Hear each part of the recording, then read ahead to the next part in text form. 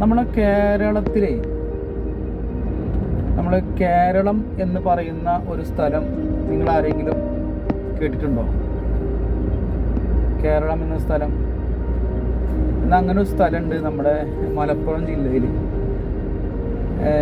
പെരിന്തൽമണ്ണയിൽ നിന്നും നിലമ്പൂരിലേക്ക് പോകുന്ന വഴിയെ നമുക്ക് കാണാം കേരളം എന്ന് പറയുന്ന ഒരു സ്ഥലം.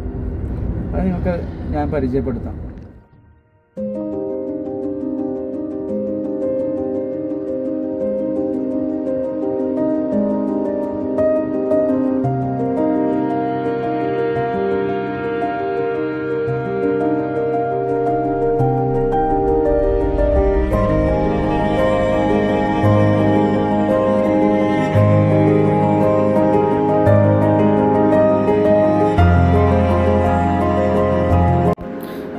ഇതാണ് ആ സ്ഥലം, കേരള.